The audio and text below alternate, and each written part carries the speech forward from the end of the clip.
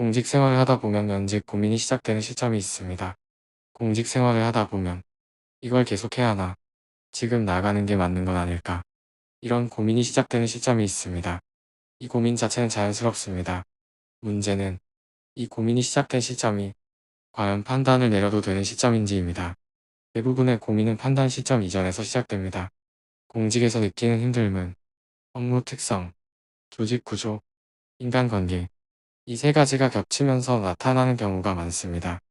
그런데 이 시기는 대부분 구조를 충분히 이해하기 전, 업무 흐름을 파악하기 전, 내가 감당 가능한 범위를 알기 전입니다. 즉, 상태를 제대로 파악하기도 전에 결론부터 고민하게 되는 구간입니다. 이 구간에서의 판단은 대부분 감정에 영향을 받습니다. 이 시점에서의 판단은 객관적인 판단이라기보다 그날의 피로, 최근의 스트레스, 특정 사건, 이런 요소의 영향을 받기 쉽습니다.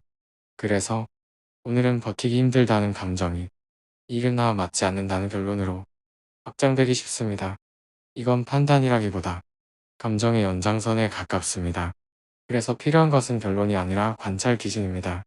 이 시점에서 필요한 것은 버틸지 말지를 정하는 것이 아니라 지금 상태를 조금 더 지켜볼 수 있는 기준입니다.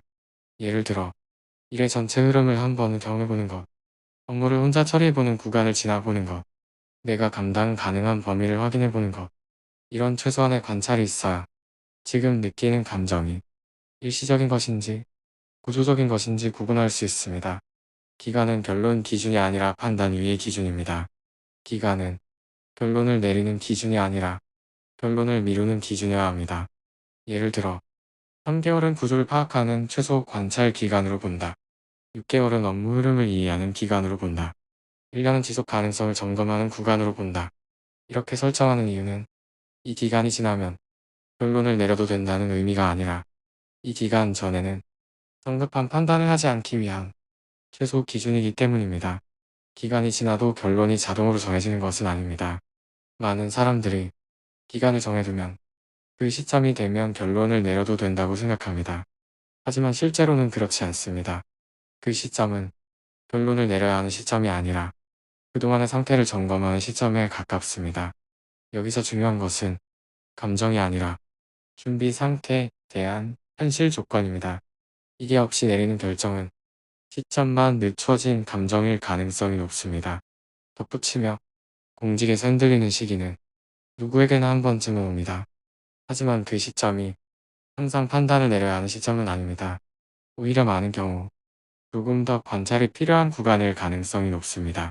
이 차이를 구분하지 못하면 감정은 반복되고 상태는 더 불안정해질 수 있습니다. 마무리, 공직 생활에서 중요한 것은 얼마나 빨리 결론을 내리느냐가 아니라 언제 결론을 내려야 하는지를 구분하는 것입니다. 그래서 지금 필요한 것은 버틸지 말지를 정하는 것이 아니라 지금이 판단 시점인지 아닌지를 구분하는 것입니다. 결국 흔들리는 이유는 일이 아니라 아직 판단할 준비가 되지 않은 상태에서 결론을 내려야 한다고 느끼기 때문일지도 모릅니다. 혼자서 정리가 잘 되지 않는 경우에는 기준을 나눠서 함께 점검해보는 과정이 필요할 수 있습니다.